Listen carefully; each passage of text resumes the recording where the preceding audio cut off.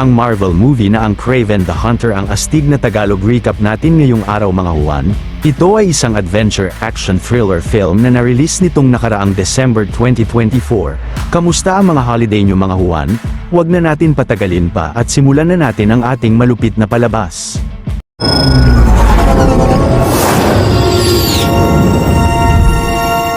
Ang binatilyong Russia na si Sergei Kravenov at ang half-brother niyang si Dmitry o si Dima ay maagang sinundo sa eskwelahan ng ama nilang Russian drug lord na si Nikolai Kravenov.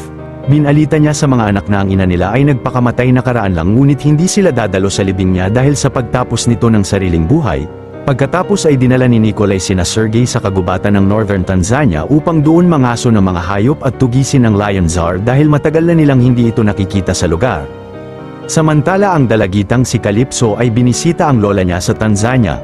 Gamit naman ang mga tarot card ay nalaman ng lola ni Calypso na may masasaksihan siyang matinding trahedya sa hinaharap kaya't binigay nito sa kanya ang isang potion. Ang formula raw nito ay pinasa sa pamilya nila sa maraming henerasyon at kung sino mang makakainom ng potion ay mapapagaling ng higit pa sa iniisip nila. Pagsapit ng gabi ay kasama ang mga kaibigan ni Nikolai ay nagtayo sila ng camp sa gubat at doon silang lahat nagpalipas ng gabi. Kinaumagahan ay inalok ng isa ring drug lord na si Alexei Sitsevich si Nikolai na makipag-alyansa sa kanya ngunit tumanggi ito dahil sa tingin niya ay wala siyang silbi o may pagmamalaki. Samantala si Calypso kasama ang mga magulang niya ay masayang naglilibot sa kagubatan ng Tanzania pero mabilis na inalisan ng dalagita ang mga magulang niya sa sasakyan. Maya-maya habang naglalakad ang magkapatid ay biglang nakaharap nila ang Lion Tsar at agad na pinunta ni Sergei si Dima sa likod niya. Pero napagdesisyonan ng binatilyo na hindi barilin ang leon at kalaunan ay unti-unti itong kumalma.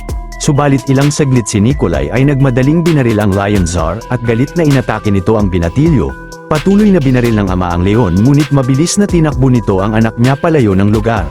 Ilang saglit ay binaba ng Lion Tsar si Sergei sa malayong parte ng kagubatan at nagkataong nakita siya ni Calypso mula sa di kalayuan. Pag-alis roon ng leon ay agad na nilapitan ng dalagita si Sergei at pinainom sa binatilyo ang potion na binigay sa kanya ng lola niya. Dahil rito ay biglang nagkaroon ng pambihirang kapangyarihan si Sergei at ilang saglit pagdating ng paramedic sa lugar ay iniwan ni Calypso sa kanya ang isang tarot card.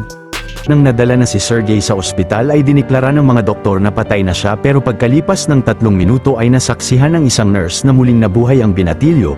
Kinabukasan ay napansin ni Sergei ang tarot card sa kama niya at maya-maya ay sinundo na siya ng kanyang ama at ni Dmitry. Pagbalik nila sa kanilang bahay sa London ay nabasa ni Sergei ang liham ng ina niya na sinasabing napilitan raw siyang tapusin ang sariling buhay nang dahil sa ama niya. Ilang saglit ay sinabihan ni Nikolai ang binatilyo na mali ang hindi pagbaril sa leon dahil nagpapakita siya ng kahinaan niya at kamuntikan pa niyang ikamatay ito at ni Dmitry. Plano raw ng ama na ipalit si Sergei sa illegal na drug dealing business niya balang araw at ngayon ay nais nitong manatili siya roon kasama niya habang si Dmitry ay mag-aaral sa New York. Pagkatapos ay pinakita ni Nikolai sa anak ang ulo ng Lion Tsar na ginawa niyang dekorasyon sa pader pero labis na kinagalit ito ni Sergei sa kanya. Pagpunta ng binatilyo sa kanyang silid ay napansin niya roon ang vial ng potion at napagdesisyonan niyang lumayas sa bahay nila. Pagsapit ng gabi nang umakyat siya sa bubong ay bigla siyang nahulog rito pero magaling na nakababa siya sa lupa na labis na kinagulat niya sa sarili. Kalaunan ay hinarang si Sergei ni Dima at sinabi niya sa kapatid na plano niyang pumunta sa campsite na pagmamay-ari ng ina nila ngunit nagalit si Dima sa kanya dahil iiwan niya siya ng mag-isa sa ama nila. Maliit na pabor lang mga Juan, kung mahilig kayo sa mga ganitong Tagalog recap ay huwag niyong kalimutan na mag-subscribe sa channel natin dahil marami pa tayong upload na mga exciting na recap katulad nito. Maya-maya ay nagawang makasakay ng binatilyo sa isang cargo ship upang makapunta sa silangang bahagi ng Russia. Dahil naman sa matalas na pandinig ni Sergei ay napansin niya ang malaking grupo ng mga bupalo na patakbo sa kanya pero nang dumaan ang mga ito sa binatilyo ay laking gulat niya na makitang hindi siya binangga ng isang bupalo. Ilang saglit ay nahanap niya sa gitna ng kagubatan ang lumang campsite ng ina niya. Pagkatapos ay sinubukan ni Sergei sa kagubatan ang mga bagong abilidad niya at makikita sa binatilyo na labis na natutuwa sa mga pambihirang kakayahan na ito. Kalaunan ay nakita ni Sergei sa malayong parte ng gubat ang mga mangangaso na tumapos ng maraming bupalo. Pagpunta niya sa lugar ay walang awang kinuha pala ng 2 mangangaso ang mga sungay ng mga bupalo sa kagubatan. Nang pinapaalis si Sergei ng mga ito ay dumampot siya ng patalim roon at mabilis na inatake niya ang 2 mangangaso at galit na tinapos sila. Makalipas ang 16 na taon, si Sergei na tinatawag na ang sarili sa pangalang Kraven the Hunter ay nagpanggap na bilanggo at kasama ang iba pa ay dinala sila sa Russian penal colony. Sa sunod na araw ay magaling na pinatumba ni Craven ang dalawang preso na tatapos sa kanya at agad na hinarap siya ng mga prison guard sa warden ng kulungan na si Semyon Chorny. Sinabi ni Craven na alam niyang ang mga sandata ni Chorny ay pumatay ng napakaraming mga tao sa buong mundo at siya ang leader ng Kirov Gang. Siya naman ay isang mangangaso na tumutugis ng mga taong tulad ni Chorny at gamit ang pangil ng tigreng dekorasyon ng silid ay mabilis na pinatumba ni Craven the Hunter ang dalawang tauhan ng leader. Pagkatapos ay sinaksak ng bida ang pangil sa leeg ni Chorny bago siya nagmadaling tumakas sa kulungan gamit ang kanyang pambihirang lakas at gilas. Tumakbo si Sergey sa mga bubong ng Russian penal colony at nang pinagbabaril siya ng mga prison guard ng kulungan ay mabilis na naiiwasan niya ang mga ito. Hindi nagtagal ay nagawang makalayo ni Craven sa kulungan at agad na sumakay siya sa cargo plane ng kaibigan niyang piloto. Sa sunod na araw ay nakita ng mga bantay ang katawan ng preso na pinalitan ni Craven. Samantala ang mga grupo ng mga mangangaso na pinangungunahan ni Andrei Levin ay kumitil ng napakaraming mga bupalo at kinuha lang ang mga sungay ng mga ito. Pero bago makalayo ang grupo sa lugar ay agad na hinarang sila ni Sergey sa daan. Nang sasagasaan siya ng mga mangangaso ay mabilis na inatake niya sila sa dalawang sasakyan nila at napakagaling na tinapos sa mga ito. Ngunit napansin ni Sergey na nagawang makatakas sa kanya ni Andrei. Kinabukasan sa Docklands, London ay nag-report si Andrei sa boss niya pero natapos na pala ito ni Craven bago siya makarating roon. Nakakita siya sa opisina ng isang libro na puno ng pangalan ng mga empleyado ng kumpanya nila at plano niyang idagdag ang mga ito sa listahan niya. Nang nakita naman ni Craven sa libro ang pangalan ni Andrei ay ginuhitan niya ito at mabilis na tinapos ang mangangaso. Sa sunod na eksena si Calypso na nasa wastong edad na rin at isa ng lawyer sa London ay dumalo sa libing ng kaibigan niyang abogado na pinapatay ni Semyon Chorny nakaraang linggo. Maya-maya ay nilapitan si Calypso ni Sergey upang ibalik sa kanya ang tarot card at agad na nakilala siya ng babae. Nagawa niya raw siyang matagpuan dahil sa galing niya maghanap ng mga tao at nakaraan lang ay tinapos na niya si Chorny upang ipaghiganti ang kaibigan niya at bilang pagpapasalamat sa pagligtas sa buhay niya noon. Pagsapit ng gabi ay nakumpirma ni Calypso sa internet ang mga sinasabi ni Sergey sa kanya at sa sunod na araw ay nakipagkita siya sa lalaki. Nakiusap naman ang bida sa babae na makipagtulungan sa kanya na mahanap ang lahat ng mga masasamang taong nasa listahan niya mula sa system ng law firm nila sa London. Pero si Calypso ay sinabing pag-iisipan muna ang alok ni Sergey at binalik niya ang listahan nito bago umalis ng lugar. Samantala si Alexei Sitsevich na mas kilala ng si Rhino ay nalaman sa assistant niya na si Semyon Chorny ay tinapos ng misteryosong hunter. Nalaman pa ng lalaki na may listahan ng hunter ng mga planong tugisin at malaki ang posibilidad na ang pangalan ni Alexei ay kasama rito. Kinabukasan ay nakipagkita sina Alexei sa mga tauhan ni Chorny at sinabi niya sa kanila na nais niyang pangasiwaan ang naiwang operasyon ng dating boss nila ngunit isa lang sa kanila ang nais niyang makatrabaho.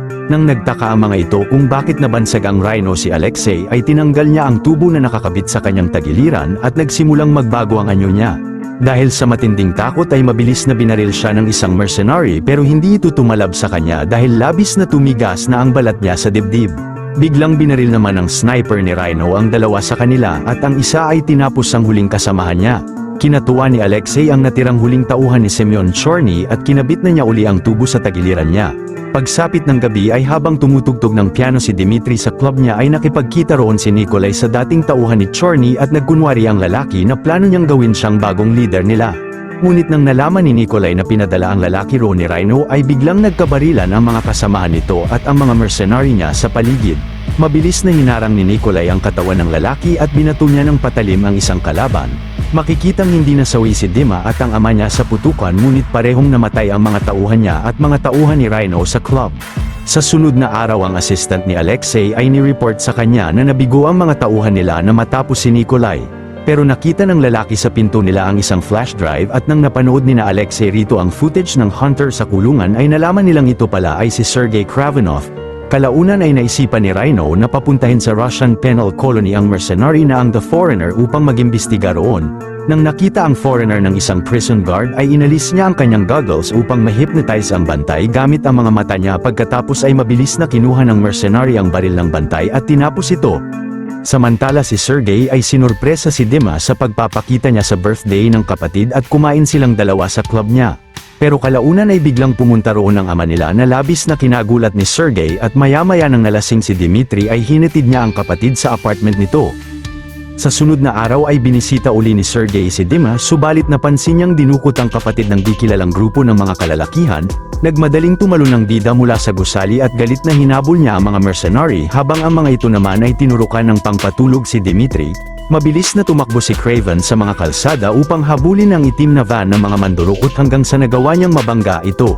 Pagkatapos ay sumampa siya sa sasakyan ng mga kalaban, ngunit hindi niya magawang mawasak ang mga bulletproof na bintana ng van. Pero agad na binangga siya ng mga lalaki sa kalapit na kotse. Maya-maya nang sinakay ng mga kalaban si Dimitri sa helicopter ay nahabol sila roon ni Craven at hinagisan ng net ang aircraft nila. Nang pinagbabaril ang bida ng isang lalaki ay mabilis na inatake niya ito ng bakal na tubo na agad na kinatapos nito. Nagawa naman niyang makakapit sa net bago makalayo roon ng helicopter, ngunit malakas na humampas siya sa bakal na weather buoy ng dagat at nakalipad na palayo ng lugar ang mga kalaban. Agad na pumunta si Sergey sa opisina ni Calypso upang magpatulong sa babae na mahanap ang isa sa mga lalaking dumukot sa kapatid niya. Sinabi niya kay Calypso ang itsura ng mandurukot pati ang ginagamit nitong sigarilyo na nakita niya kanina sa daan, pero kahit pa nag-aalinlangan ang babae ay pumayag na rin siya kay Sergey.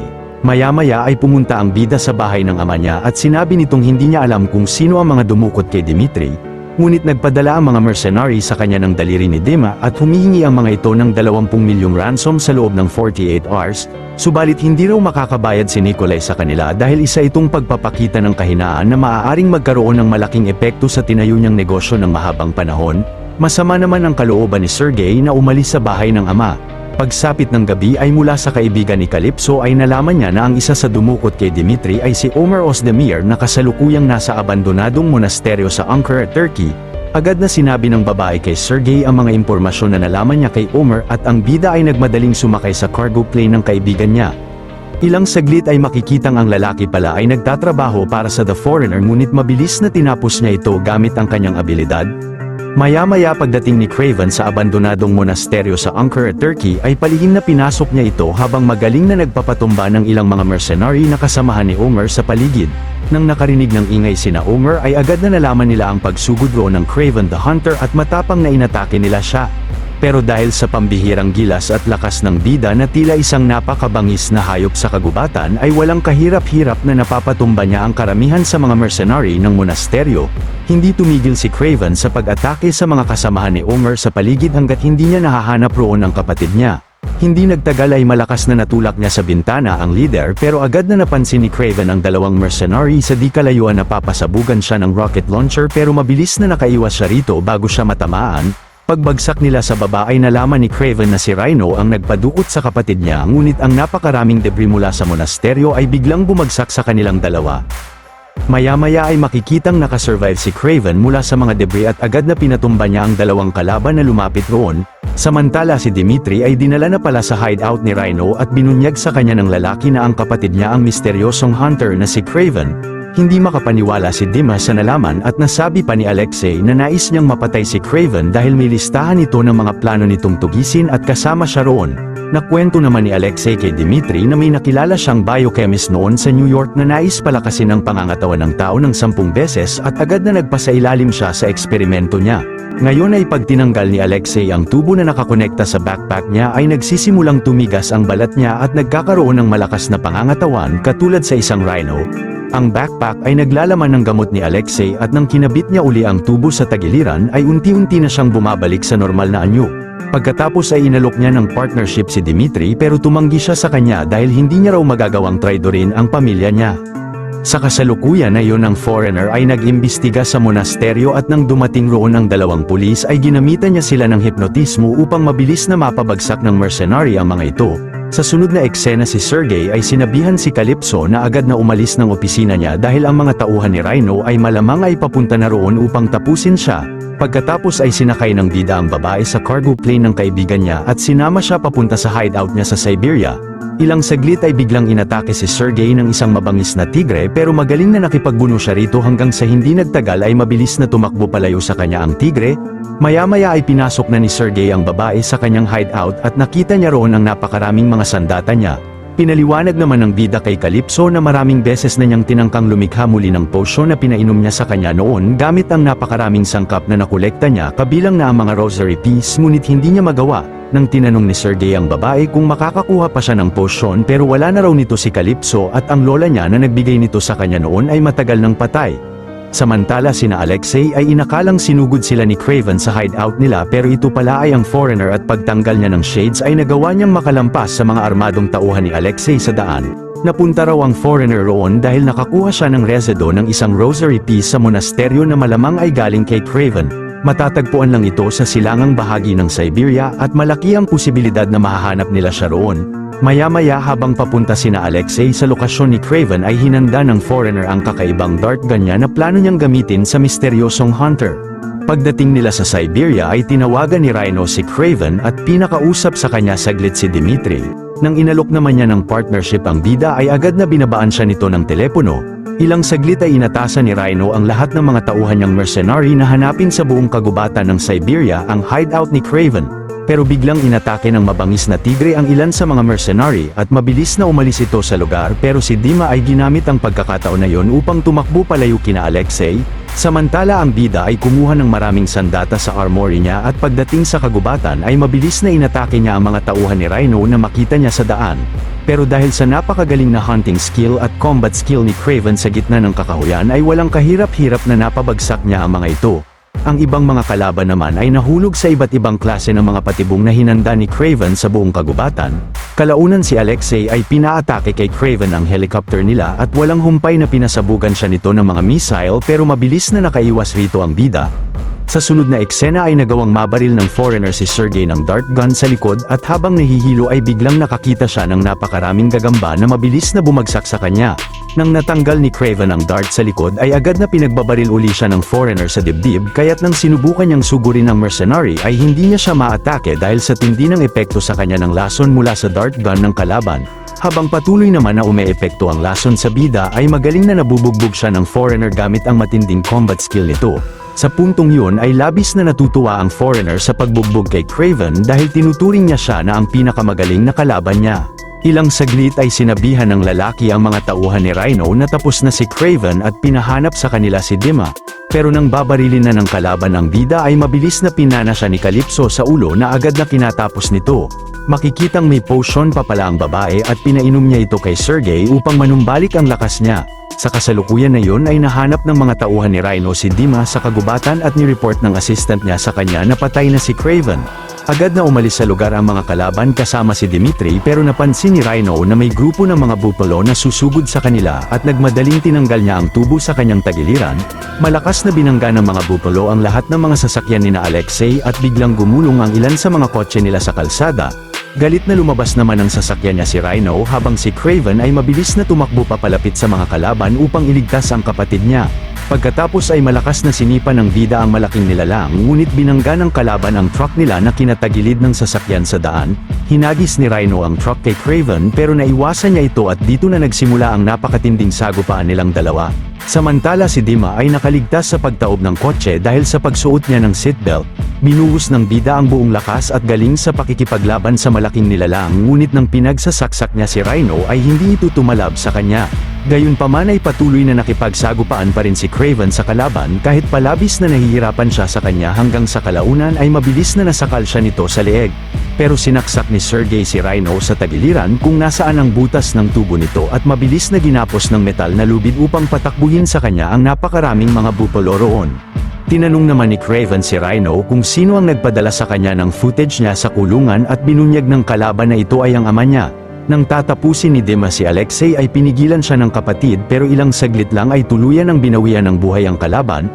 Sa sunod na eksena sa hilagang bahagi ng Russia, nahanap ni Sergey roon ang kanyang ama na patagong nagtayo sa lugar ng camp at sinabi niya rito na nalaman niyang siya ang nagpadala ng footage niya kay Rhino. Pinaliwanag ni Nikolai na kilala niya ang mga galaw at mga pamamaraan ng sarili niyang anak kaya't agad na nalaman niyang si Sergey ang misteryosong hunter.